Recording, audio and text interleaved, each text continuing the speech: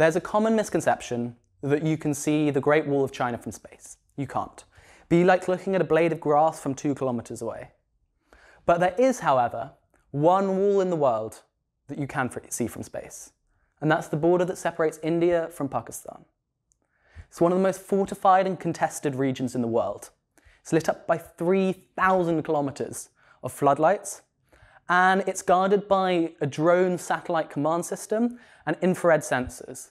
The countries on either side have gone to war many, many times and are both nuclear armed. And if you want to understand any of the major moments of 20th century South Asia, from the Kashmir crisis to the Rohingya crisis, the rise of the Taliban, the insurgencies in Balochistan and northeast India, all of it leads back to the creation of this one wall. For unlike the Great Wall of China, this is not an ancient wall. This is very, very modern. Only 73 years ago, it didn't exist at all. But as the British left India in the aftermath of World War II, a border was hastily brandished upon the landscape, dividing the Hindu-majority regions of India from the Muslim-majority regions of Pakistan. And what followed was one of the largest and most violent forced migrations in human history, as 14 million people left their homes, were forced to leave their homes, and between 1 and 3 million people lost their lives. This was one of the most consequential and one of the most traumatic moments of 20th century. Partition had a huge impact on my family. Both my grandfathers were children living in Pakistani Punjab at the time.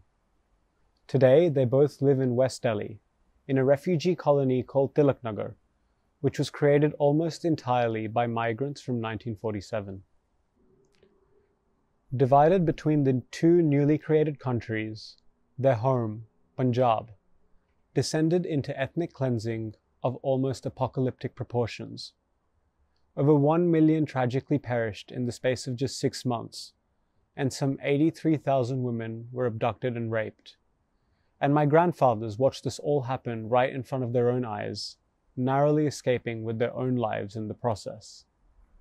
Neither of them has really recovered from this ordeal. 73 years since the partition, they still miss and talk about their old homes and villages on the other side of the border. Yet due to the conflict, India and Pakistan do not operate a tourist agreement. And even if the border were to open, old age, fear of their safety on the other side, and repressed trauma from the horrific events of 1947 would still hold thousands of people like my grandparents from ever visiting their childhood homes once again.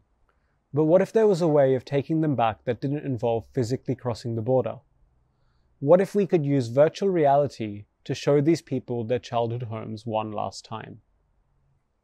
And so we started Project Dastaan. Over the past 2 years, we've been interviewing first-hand survivors of the partition, just like my grandparents. And then, using a cross-border volunteer team, we tracked down the exact homes, mosques, temples, and schools that these survivors desperately want to see again, and create bespoke 360 virtual reality experiences so that they can see their childhood homes one last time. One of the first survivors we interviewed was a Pakistani man called Iqbaluddin Ahmad who lives in London today.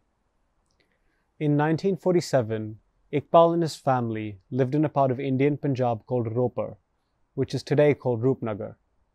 He was just 8 years old at the time. Iqbal lost his home in attacks and fires, then fled with his community to the nearby Himalayan foothills of Shimla, after which he ended up in the Karali refugee camp, where he tragically lost his mother. Iqbal remembered seeing bodies piled up on the side of the street due to a lack of food and water for the refugees, and whatever little water that they had to drink was poisoned by copper sulfate. Luckily, Iqbal was able to survive the killings.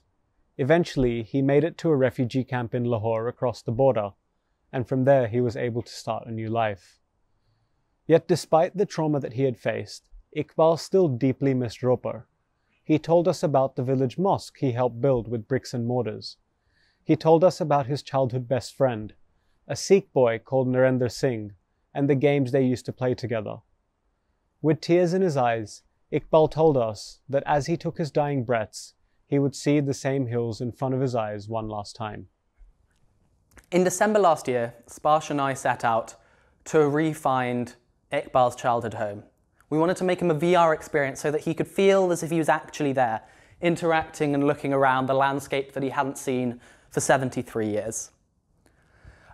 We didn't have much to go off. We knew that he came from a village outside Ropar in Punjab, and he'd handed us this one photograph of his best friend, Narendra Singh, standing in front of his childhood mosque. It was this beautifully frescoed kind of 18th century mosque, covered in floral decorations and with this kind of crown on top that you can see there.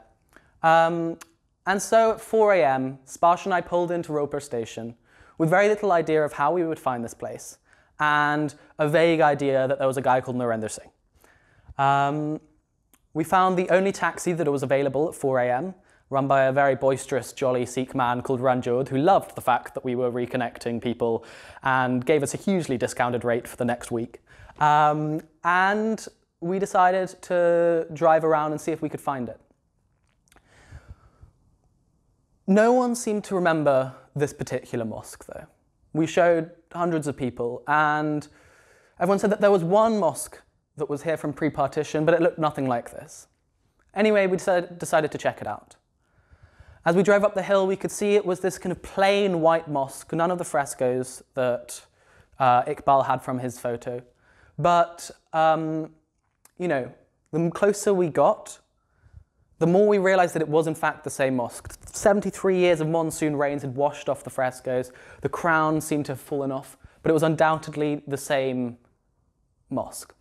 Now, increasingly, we went around the rest of the town and we found his school, we found the place where his textbooks, he bought his textbooks as a child, all industrialized massively, no longer the little mud brick houses that he remembered. But the families were all the same, and everyone remembered that there had once been this family. But we wanted to go one step further. We wanted to see, could we reconnect Iqbal with Narendra Singh, who he'd lost touch with 73 years ago. And so we went to the only place that we could think of, the dhaba, this roadside restaurant on the side of the motorway with plastic chairs and incredibly tasty, oily fry-ups in the morning. And within 5 minutes, someone had told us that they knew Narendra Singh, but we were too late. 20 years ago, Narendra had had a stroke and he'd passed away. But his wife, he said, was still alive. She was in Chandigarh, 3 hours away, and he had her address. We called her up, she didn't pick up. And so we decided to just drive there and see what happens. In Chandigarh, a frail old lady, 92 years old, came out to greet us. Her name was Kuldeep, and she remembered Iqbal from 73 years earlier. We put them on the phone together, and what followed was one of the most heartfelt and adorable discussions I've ever witnessed. Iqbal immediately invited her on holiday to London, despite the fact that they were both in their mid-90s. And they were chatting together as if they were 7 years old.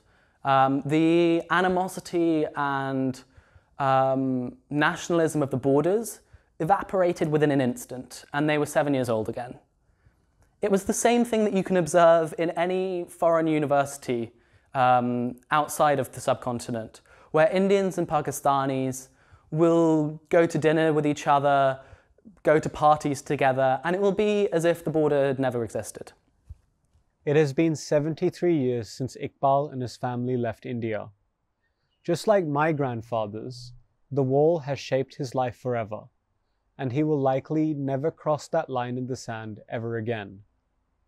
Yet, as Sam and I found out, beneath the aging folds of his memory, the trauma of the partition, a life in Pakistan, and eventually migrating to the UK, Iqbal still carried a little bit of India deep within him, a fragment of life before the wall, a fragment that sadly would have been lost to history forever had he not had the chance to see it in front of his eyes one last time. Historian Anam Zakaria writes in her interviews with partition survivors that it is often the youth that are more hostile to the other side, even more so than the survivors themselves. It is their children, who have never lived side by side with their neighbors, that harbor the most resentment, and it is this intergenerational trauma that is at the heart of many of South Asia's problems today. For years after 1947, a traumatized generation hid the memories of that time deep within them. Both countries were developing at breakneck pace, and after centuries of colonial shame, politicians on both sides of the border rushed to create feelings of national unity and pride. But you can't outrun trauma simply by running towards progress. It seeps out in the next generation, who had heard all of the stories of the destruction and violence that their parents faced, but rarely of the harmony and humanity that existed before the creation of the wall. As a result, minorities suffer. 73 years after the partition, both countries continue to fight over their borders, and, sadly, persecute their minorities, those who never migrated, and whose loyalty to the state is thus constantly in question. India's Muslims and Pakistan's non-Muslims remain bound to the wall, even though 73 years ago, their grandparents never chose to migrate to the other side. Yet unlike their children, our grandparents knew exactly what it was like to live with the other side. Some of them, like my maternal grandfather, even had his life saved by the other community. And it is in sharing and preserving these fragmented memories, the bonds between the many, many Iqbals and Kuldeeps, that the key to future peace in South Asia lies. The border between India and Pakistan, frozen by 4 wars and a nuclear deadlock, will probably be visible from space for the rest of our lives. But the bigger wall lies within. It is the wall of suspicion and intolerance that we have let build in our hearts for the past 73 years. And unlike the physical wall, with its drones and its thermal scans, this internal wall is surmountable. All you need is a conversation with your grandparents, and with the help of some very simple technology, each and every one of you already have in your pockets. We did it with virtual reality, but you can do it with Instagram. 3 generations later, we look inside and face the same wall as our parents and our grandparents before them. It's time to break it down, one conversation at a time.